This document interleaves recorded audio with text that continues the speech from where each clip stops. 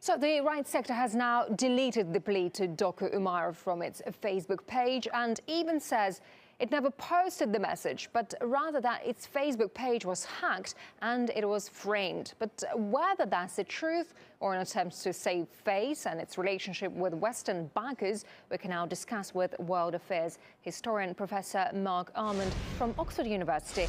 Professor Armand, very nice to see you. So I hope you heard our previous material. Yeah. And as it often happens, revolutionary, beautiful ideals and ideas often hijacked by the far right and radicals. And Russia wants Western nations to clarify if the people calling for help from a most wanted terrorist are the same people they helped steer into power.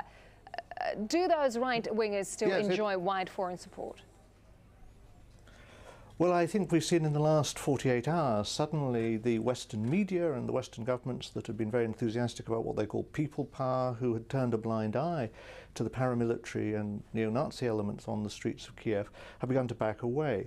The BBC's Gabriel Gatehouse, for instance, showed film of SS and Heil Hitler emblems on the right sector's equipment, which was obviously taken before the fall of Yanukovych. So it was available before the crisis, but it's only been shown since.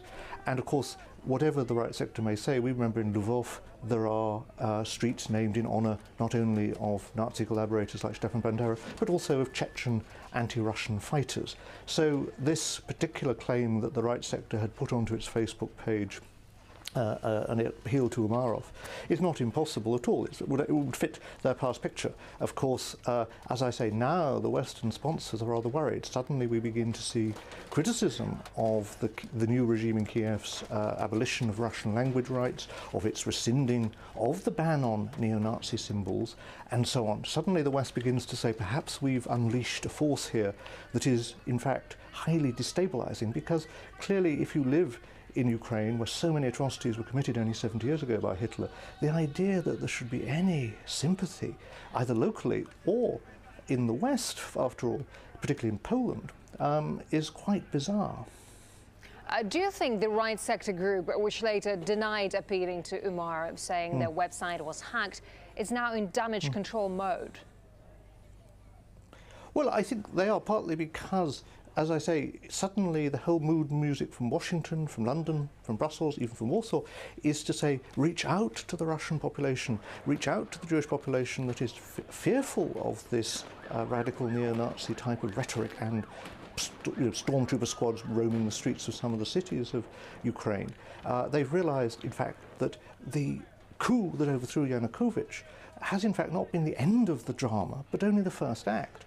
And of course, it's a sign, I think, of a rather childish, almost unbelievably incompetent attitude on the part of the NATO countries, that they facilitated this crisis without thinking through what would happen, that you are unleashing forces of nationalism, of fear, that can become uncontrollable. Don't we remember what happened in Yugoslavia? Except, of course, that many of the leading figures in the Obama administration, like Susan Parr, Susan Rice and so on, his key advisors on international relations, actually think that smashing places up is a good thing. They support, for instance, the breakup of Yugoslavia to create Kosovo, the breakup of Sudan to create South Sudan. Suddenly, however, when they're confronted by Russian speakers and others who say, we don't particularly want to live in a country that has this kind of regime, they start talking about international law is sacrosanct, sovereignty cannot be challenged.